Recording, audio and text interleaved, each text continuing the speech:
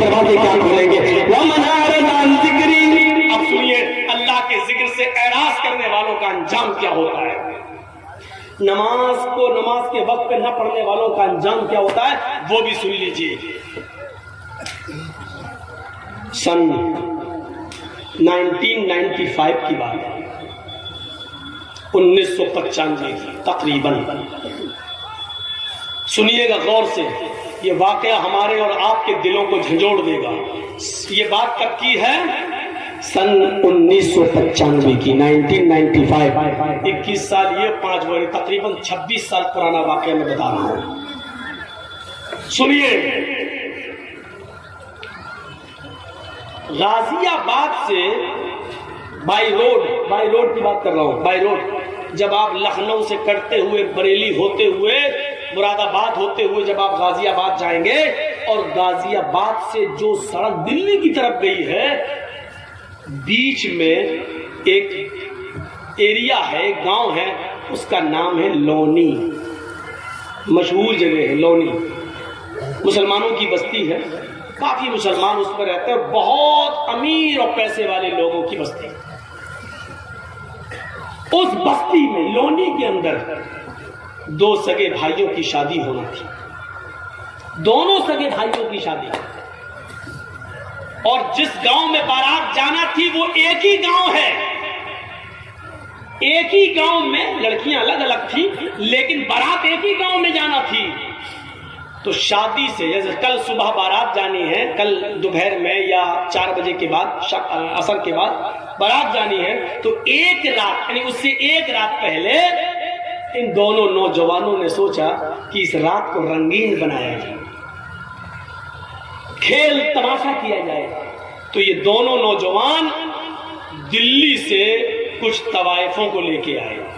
اب طوائف تو نہیں بتانا پڑے گی، وہ تو سمجھتے ہی ہیں۔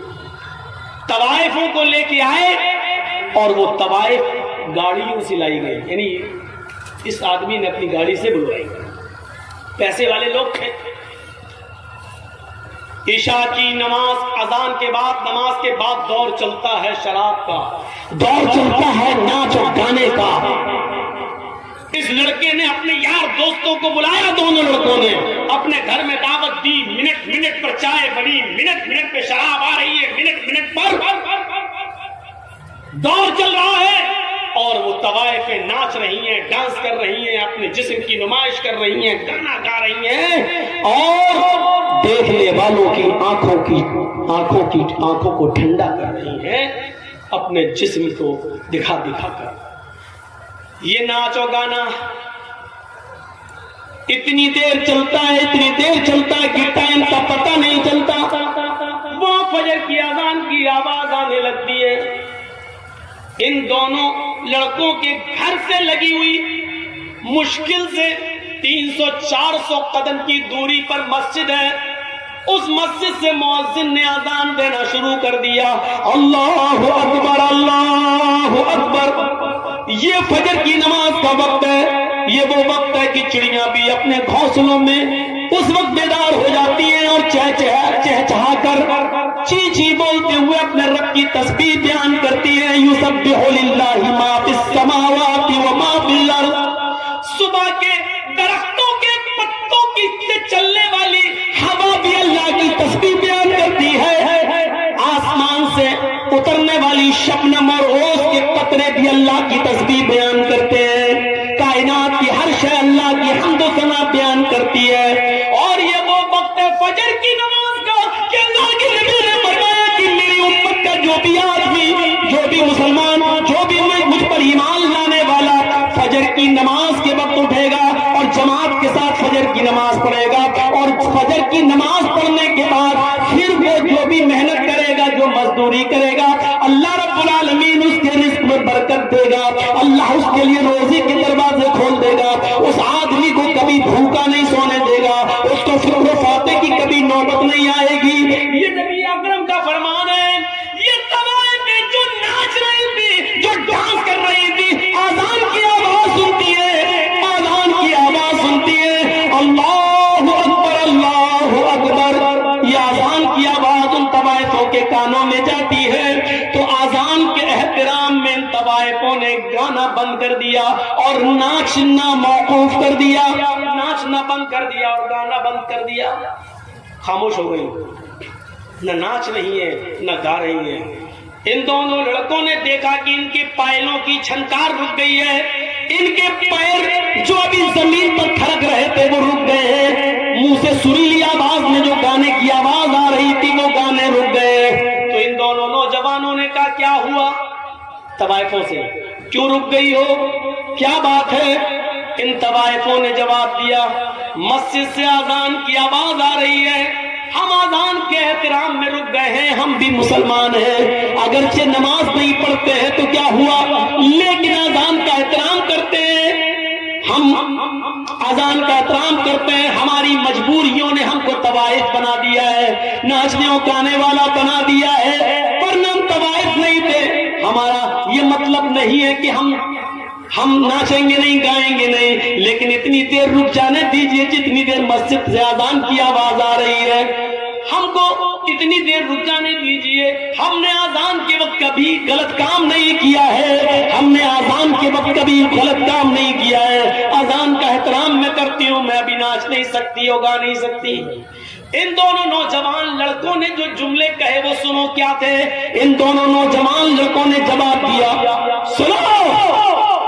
سنو گانے سننے والوں، سنو ٹیویاں دیکھنے والوں، سنو موبائلوں میں 1 GB اور 2 GB ملتی ہے تو پوری فلموں میں اور ڈرامے دیکھنے والوں۔ ان دونوں نوجوانوں نے جواب دیا ان طوائفوں سے اذان تو دن بھر میں 5 مرتبہ ہوتی ہے، لیکن تم تو روزانہ نہیں آتی ہو، مؤذن کا کام ہے اذان دینا، وہ اپنا کام کر رہا ہے، تمہارا کام ہے ناچنا اور گانا، تم اپنا کام کرو، اگر تم رک گئی تو ہم تمہیں رات بھر کی محنت نہیں دیں گے۔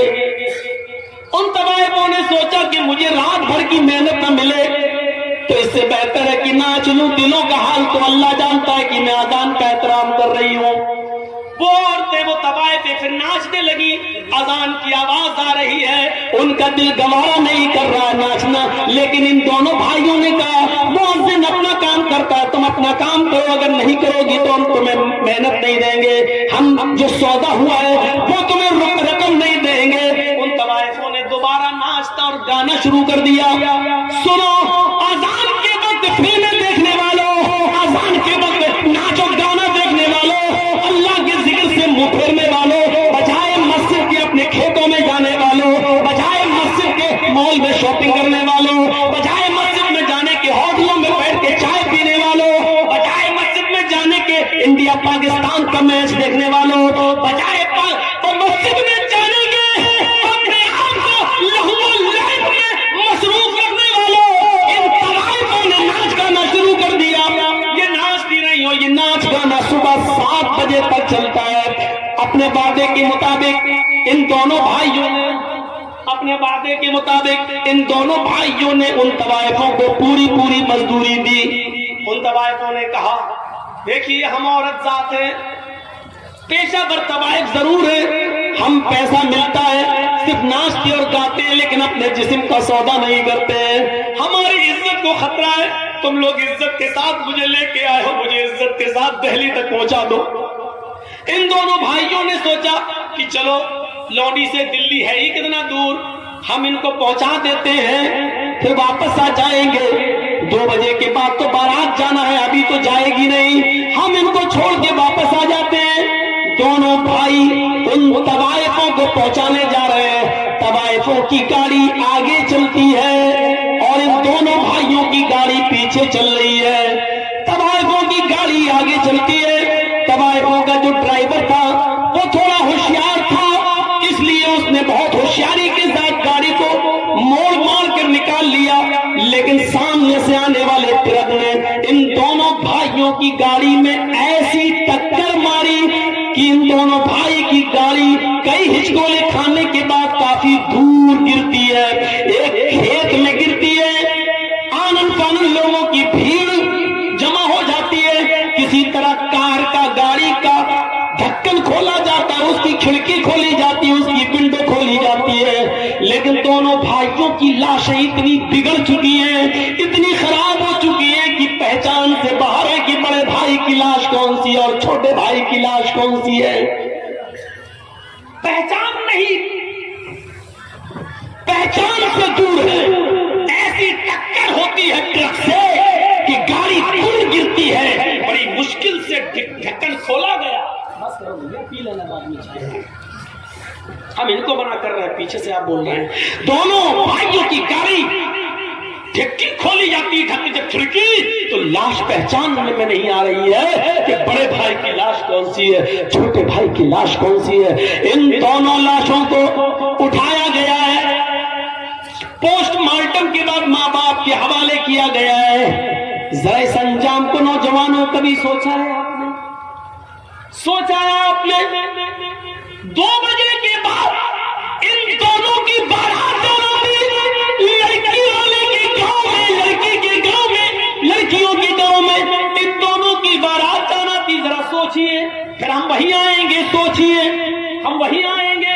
آپ کو بار بار وہیں لا رہے ہیں، سوچئے ابھی ان دونوں کی بارات لڑکیوں کے گاؤں میں جانا تھی، اب بارات نہیں جا رہی ہے، اب ان کا جنازہ قبرستان کی طرف جا رہا ہے، تھوڑی دیر میں کہاں سے کہاں تبدیلی آ گئی، چینجنگ دیکھیے، ابھی 2 بجے کے بعد 4 بجے کے بعد مغرب کے بعد ان کی بارات لڑکیوں کے گاؤں میں جانا چاہیے، لیکن اب ان دونوں لڑکوں کو گاؤں میں نہیں بلکہ قبرستان لے جایا جا رہا ہے، ابھی کچھ دیر کے بعد ان دونوں لوگوں کو لڑکی کے ماں باپ کی طرف سے ملے ہوئے کپڑے پہننا تھے، صحرا پہننا تھا،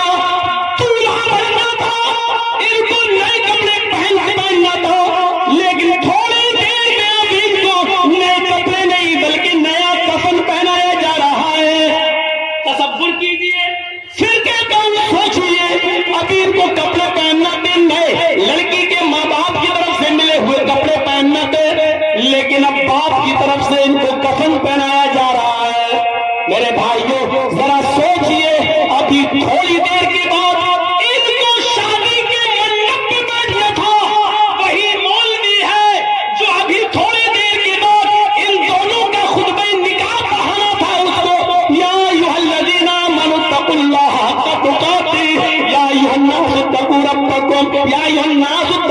یہ تب دعائیں پڑھنا تھی اس کو، ابھی خطبہ نکاح میں یہ آیتیں اس کو پڑھنا تھی، لیکن اب وہی مولوی خطبہ نکاح کے بجائے اللہم اغفر لحینا ومیتنا وشاہدنا وغائبنا وصغیرنا وکبیرنا پڑھ رہا ہے، آپ نے سوچا ہے، آپ نے کبھی غور کیا ہے، یہ ہے اللہ کے ذکر سے اعراض کرنے کا انجام، ومن اعرض عن ذکری فإن له معیشۃ ضنکا، کتنی خاموشی کے ساتھ سن رہے ہیں آپ، ایسا لگ رہا ہے جیسے سروں پہ کوے بیٹھے ہوں، مولانا صاحب بات تو بڑی اچھی کر رہے ہیں، لیکن ابھی دیکھیے کیا بیٹا ابھی عقل میں نہیں آئی تمہارے،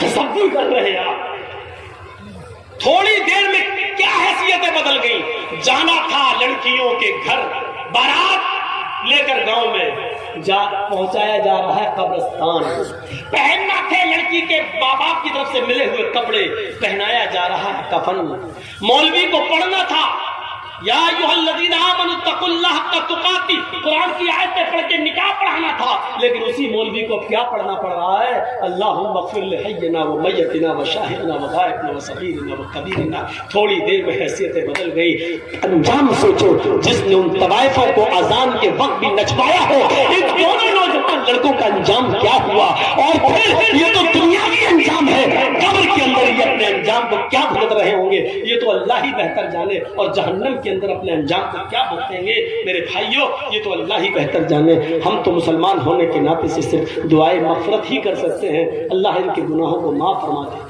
میرے بھائیوں یہ دعا ہر مسلمان کا حق ہے کرنے کا، لیکن معاف کرنا نہ کرنا یہ تو عرش والا جانتا ہے کہ اس کو معاف کرنا چاہیے کہ نہیں کرنا چاہیے، ذرا تصور کرو کہ کیا یہ آدمی گناہ کی معافی کے لائق ہے جو طوائفوں سے یہ کہہ رہا ہو کہ اذان تو 5 وقت ہوتی ہے، تم روزانہ تھوڑی آتی ہو، اذان تو پھر بھی ہو جائے گی، تم بار بار تھوڑی آؤ گی، مؤذن اپنا کام کر رہا ہے، تم اپنا کام کرو، ذرا تصور کرو کیا ایسا شخص اللہ کی عدالت میں گناہ کی توبہ کے لائق ہے، کیا اللہ ایسے شخص کو معاف کر سکتا ہے؟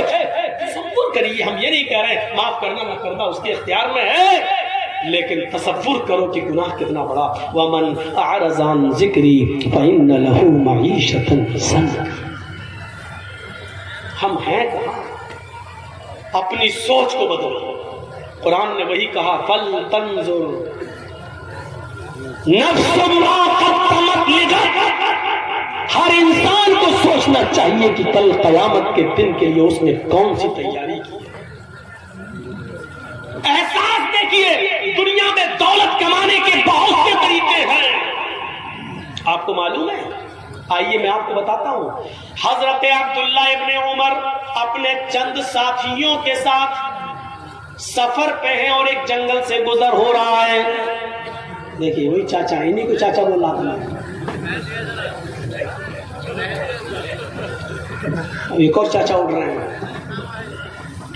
سنیے, حضرت عبداللہ ابن عمر رضی اللہ تعالیٰ عنہ اپنے چند ساتھیوں کے ساتھ گزر رہے ہیں اور جنگل سے ان کا گزر ہوتا ہے. جنگل میں ایک چرواہے کو دیکھتے ہیں. یہاں دیکھیے آپ, ایک طرف لالچ اور دوسری طرف فکر آخرت. ان دونوں چیزوں کو دیکھیے گا. ایک چرواہا بکریاں چرا رہا ہے پہاڑ سے لگے ہوئے ایک وادی میں. حضرت عبداللہ ابن عمر اور ان کے ساتھیوں کو جنگل میں بھوک لگتی ہے. یہ دسترخوان بچھاتے ہیں اور جو کھانا لے گئے تھے اس کو لگا دیتے ہیں. جنگل کے چرواہے پر نظر پڑتی ہے, اس کو بلاتے ہیں چرواہے ادھر آؤ, اے چرواہے ادھر آؤ. وہ قریب آتا ہے اور کہتے ہیں کہ آؤ ہمارے ساتھ تم بھی کھانا کھا لو. ہم کھانا کھانے جا رہے ہیں, تم بھی بھوکے ہوگے, صبح سے بکریاں چرا رہے ہو, آؤ تم بھی کھانا کھا لو. اس نے جواب دیا اس چرواہے نے, نہیں نہیں آپ یہ کھانا کھائیں, آپ تناول فرمائیں, آپ نوش کریں. ہم یہ کھانا نہیں کھا سکتے ہیں اس لیے کہ ہم روزے سے ہیں. چرواہا روزے سے. عبداللہ ابن عمر کہتے ہیں اے چرواہے, اتنی سخت گرمی میں اور اتنا بڑا دن ہوتا ہے, یہ بکریاں بھی تمہاری نہیں ہیں, تمہارے مالک کی ہیں. ان بکریوں کو صبح سے شام تک تم اسی جنگل میں چراتے ہو, کوئی بکری کھو نہ جائے اس کے پیچھے پیچھے دوڑتے ہو. اتنی چلچلاتی ہوئی دھوپ اور اتنی شدید گرمی کے اندر بھی تم روزے سے ہو, وہ بھی نفلی روزہ. تم روزہ چھوڑ کیوں نہیں دیتے ہو؟ تم روزہ ترک کیوں نہیں کر دیتے ہو؟ یہ فرض روزے تو نہیں ہیں, نفلی روزے ہیں. کہتے ہیں کہ میں اس روزے کو کیسے چھوڑ دوں, اسی جنگل میں تو میں رہتا ہوں اور بکریاں چراتا رہتا ہوں, مجھے مسجد میں قرآن پڑھنے کا موقع نہیں ملتا ہے. جنگل میں بھی میری نظر بکریوں پر رہتی ہے, اس لیے کہ کوئی بکری کھو نہ جائے, اس لیے میں زیادہ نوافل نہیں پڑھ پاتا ہوں, اسی لیے تو میں نفلی روزے رکھتا ہوں. میں آخرت کی فکر میں ڈوبا ہوا رہتا ہوں, پتہ نہیں کہ میرا رب آخرت میں مجھے بخشے گا یا نہیں بخشے گا, مجھے معاف کرے گا یا نہیں کرے گا. مجھے جتنی عبادت کرنی چاہیے اتنی عبادت ہم نہیں کر پاتے ہیں, کیونکہ میرے مالک کا حکم ہے ان بکریوں کو چراؤ, اس لیے میں چرانے آتا ہوں. کیونکہ مالک کے ساتھ بے وفائی نہیں کر سکتا ہوں, میں جس کا غلام ہوں, مجھے اس کی بات ماننا پڑتی ہے. حضرت عبداللہ ابن عمر نے کہا اپنے ساتھیوں سے اس چرواہے کا امتحان لینا چاہیے. باتوں سے تو بڑا اللہ والا لگتا ہے, لیکن عملی میدان میں دیکھو, عملی میدان میں اب دیکھیے آپ لوگ کتنے تعداد میں آئے تھے جلسہ سننے, تو دیکھا جائے تو ظاہر میں تو بڑے اللہ والے لگ رہے ہیں نا, دین سے کتنی محبت ہے, سننے آئے, جلسہ سننے ماشاءاللہ لگ رہے ہیں. لیکن عملی میدان میں کتنے ہیں یہ تو آپ کی مسجد بتائے گی. صبح فجر کی نماز جب اذان ہوگی تب آپ کی مسجد یہ طے کرے گی کہ آپ نے کس نیت کے ساتھ جلسہ سنا ہے, عملی کردار کتنا ہے آپ کے اندر. تو حضرت عبداللہ ابن عمر نے کہا ان کا امتحان لیتا ہوں, یہ کہہ تو یہ رہا ہے بڑا اللہ والا روزے سے ہوں اور یہ ہوں وہ ہوں, اور میں امتحان لیتا ہوں. وہ بکری چرانے میں لگ گیا تو حضرت عبداللہ ابن عمر نے پھر اس کو بلایا, ادھر آؤ. وہ آیا, کہنے لگا کیا بات ہے بھائی, میں بکریاں چرا رہا ہوں, میں کہہ دیا ہوں روزے سے ہوں, میں نہیں کھانا کھاؤں گا. ایسا ہے کہ میں ایک بکری تم سے خریدنا چاہتا ہوں, ایک بکری تم مجھے دے دو. بعنی شاطن, یہ ہے المستدرک الحاکم کے الفاظ. ایک بکری تم مجھے بیچ دو, ایک بکری تم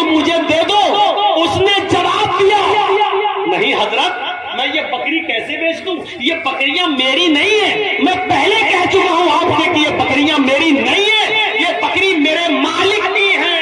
اپنے مالک کی امانت میں خیانت کیسے کر دوں میں؟ یہ بکری میری نہیں ہے. عبداللہ ابن عمر نے کہا کہ اس اپنے مالک سے یہ کہہ دینا کہ پہاڑ کے دامن میں بکریاں چرا رہا تھا, چراتے چراتے ایک بکری گم ہو گئی. اکثر ایسا ہو ہی جاتا ہے, بکریاں چرتے چرتے کہیں دور نکل جاتی ہیں, کہیں کھو جاتی ہیں, یا کوئی دوسرا آدمی پکڑ کے لے جاتا ہے. تمہارا مالک تم سے کچھ نہیں کہے گا کیونکہ بکریوں پر تمہاری نظر تھی, لیکن چرتے چرتے کوئی بکری دور نکل گئی اور وہ گم ہو گئی. کہہ دینا ایک بکری بھیڑیا کھا گیا, یا کہہ دینا کہ ایک بکری کو بھیڑیا مار کے کھا گیا. تم ایک بکری مجھے بیچ دو, ہم اس کو ذبح کریں گے اور وہیں پکائیں گے, کھائیں گے, اور شام کو تمہیں بھی پکا ہوا بھنا ہوا گوشت دے دیں گے. تم اس گوشت سے روزہ افطار کر لینا کیونکہ تم روزے سے ہو. ہم شام کو اس بکری کو کاٹ کر ذبح کر کے اس کا گوشت پکا کر تمہیں بھی دے دیں گے, تم اس سے افطار کر لینا.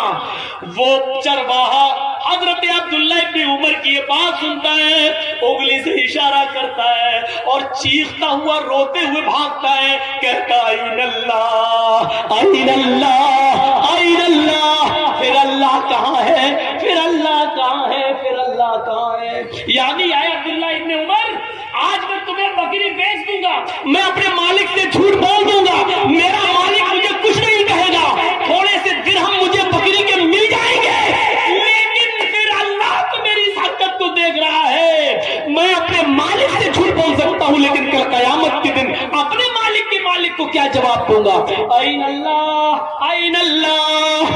پھر اللہ کہاں ہے, اللہ کہاں ہے.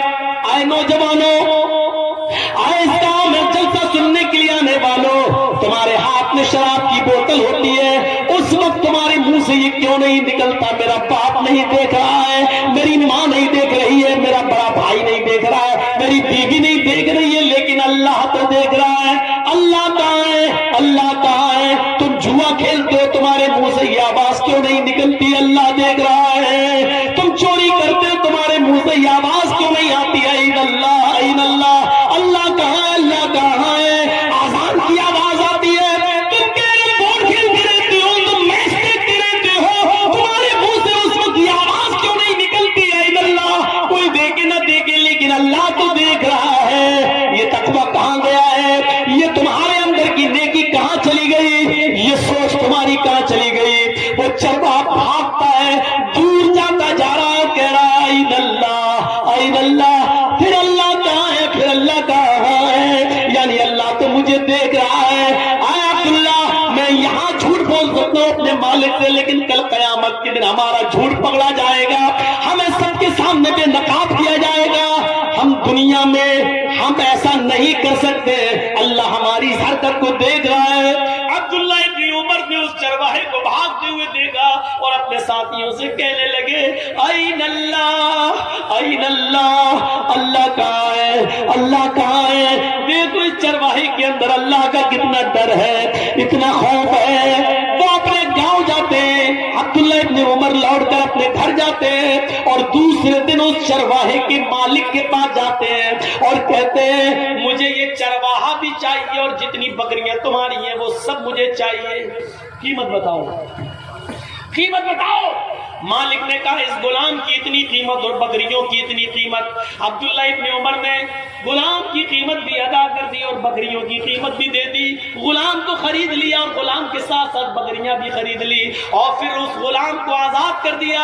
اے غلام, اے فلاں کے غلام, میں نے تمہیں خرید لیا, اپنا غلام بنانے کے لیے نہیں, آج تمہیں میں آزاد کر رہا ہوں اور یہ بکریاں تمہیں تحفے میں دے رہا ہوں. اب تم ان بکریوں کے مالک ہو اور کسی کے غلام نہیں ہو. این اللہ, یہ کلمہ, اس جملے نے تمہیں آج غلامی سے نجات دلا دی ہے. اسی طرح اللہ سے ڈرتے رہنا, انشاءاللہ اللہ سے اسی طریقے سے ڈرتے رہو گے تو یہی ڈر قیامت کے دن جہنم سے بھی تمہیں آزاد کر دے گا, جہنم سے بھی تمہیں نجات دلا دے گا. میرے بھائیوں, کل تک یہ سوچ تھی, کل تک یہ فکر تھی, یہ کہاں چلی گئی آج ہمارے اندر سے, کہاں چلی گئی. سارے واقعات میں آپ کو قرآن سے سنا رہا ہوں یا حدیث سے سنا رہا ہوں. میرے بھائیوں, قرآن و حدیث کو سننے کی عادت ڈالیے اور اس کے مطابق اپنی زندگی کو ڈھالیے، اس کے مطابق اپنی زندگی کو ڈھالیے اور عادت ڈالیے اپنی سوچ کو بدلنے کی۔ کبھی آپ نے سوچا ہے آج بھی پیسہ لے کر اپنا جسم بیچنے والی بہت عورتیں تمہیں مل جائیں گی، ہر شہر میں مل جائیں گی، کشن گنج سے لے کے سلی گڑی تک آپ چلے جاؤ، نیٹ پہ تلاش کرو، سرچ کرو، گوگل پہ آپ سرچ کرو تو ہر جگہ ان کے اڈے بھی تمہیں مل جائیں گے۔ میرے بھائیوں ذرا تصور کرو، وہ لڑکیاں وہ عورتیں پیسہ لیتی ہیں اور جسم بیچتی ہیں۔ سوچی تو ہے، ان سے پوچھو ایسا کیوں کرتی ہو، وہ کیا کہیں گی؟ بزنس ہے میرا، دھندا ہے میرا۔ ان کی سوچ کیا ہے طوائفوں کی؟ یہ بزنس ہے، یہ دھندا ہے، میں اپنا جسم بیچ رہی ہوں، پیسہ کما رہی ہوں، یہ میرا جسم ہے، یہ میرا جسم ہے، یہ میرا بزنس ہے، یہ میرا دھندا ہے۔ ان کی سوچ ہے۔ لیکن ہم اور آپ اپنی بہنوں بیٹیوں سے یہ کام کیوں نہیں کراتے؟ کیونکہ ہم جانتے ہیں کہ یہ غلط کام ہے، یہ گندا کام ہے، یہ حرام کام ہے اور یہ بدنامی والا کام ہے، یہ انسان کو ذلیل کرتا ہے۔ یہ ہماری سوچ ہے۔ انسان دو ہے، وہ بھی انسان، ہم بھی انسان۔ اس کی سوچ کیا ہے؟ وہ کہتی ہے یہ دھندا ہے، اور ہماری سوچ کیا ہے؟ ہم کہتے ہیں یہ غلط اور ناجائز اور حرام کام ہے جو ہم اپنی ماں بہن بیٹی سے نہیں کرا سکتے ہیں۔ غور کیجیے، دنیا میں انسان وہ بھی ہے، ہم بھی ہیں، اس کی سوچ وہ ہے، ہماری سوچ یہ ہے۔ جب اس دنیا میں ایک انسان کی دو سوچیں ہو سکتی ہیں تو اسی کو اللہ کہہ رہا اپنی سوچ کو قرآن و حدیث کے مطابق ڈھالو، اپنی سوچ کو اپنے حساب سے مت چلاؤ بلکہ قرآن و حدیث کے مطابق اپنی سوچ کو ڈھالو۔ اللہ کے رسول نے جن عورتوں کو ننگا کہا ہے وہ تمہارے فیشن کہہ دینے سے فیشن نہیں مانا جائے گا، وہ ننگی ہی رہے گی۔ اللہ کے رسول نے جس شراب کو شراب اور حرام قرار دیا ہے، اس شراب کو ہم دوا کا نام دے کر جائز نہیں کر سکتے ہیں۔ وہ شراب شراب رہے گی، وہ حرام حرام رہے گی۔ اس کو کوئی زبان میں اس کا نام دوا رکھ دو تو دوا رکھ دینے سے اس کی حیثیت نہیں بدل جائے گی۔ تو میرے پیارے ساتھیوں، اپنی سوچ کو بدلنے کی کوشش کرو، اپنی سوچ کو بدلو، اپنی زندگی کے اندر تقوی لاؤ، پرہیزگاری لاؤ۔ ذرا تصور کرو، ایک واقعہ سناتا ہوں حدیث کا۔ اللہ کے نبی فرماتے ہیں، چلیے آدھے لوگ تو جا چکے ہیں، آدھے رہ گئے ہیں، تھوڑا سا سنیے۔ ایک اور چیز ہم آپ کو سنانے جا رہے ہیں، بہت زبردست چیز ہے۔ اللہ کے نبی فرماتے ہیں کہ ایک ایسا زمانہ بھی تم اپنی آنکھوں سے دیکھو گے۔ اب سوچ دیکھیے، ایک ایسا زمانہ آئے گا کہ تم اپنی آنکھوں سے دیکھو گے، یصبح الرجل مومنا ویمسی کافرا ویمسی مومنا یصبح کافرا یبیع دینہ بعرض من الدنیا۔ بہت زبردست حدیث ہے۔ اس حدیث کو جس نے بھی سن لیا اپنی سوچ کو بدل لو، انشاءاللہ کامیاب۔ سنیے کیا ہے، تم دیکھو گے لوگوں کو قیامت سے پہلے ایک ایسا زمانہ آئے گا کہ تم دیکھو گے کہ ایک مسلمان یصبح الرجل مومنا، صبح جب وہ اٹھے گا تو وہ مومن ہوگا، یمسی کافرا، شام ہوتے ہوتے کافر ہو جائے گا۔ لیجیے، کون آدمی صبح اٹھو گے مومن پاؤ گے اس کو، اور شام ہونے سے پہلے پہلے وہ کافر ہو جائے گا۔ شام کو اس کو دیکھو گے وہ مومن ہوگا، لیکن صبح اٹھتے اٹھتے دیکھو گے کہ وہ کافر ہو جائے گا۔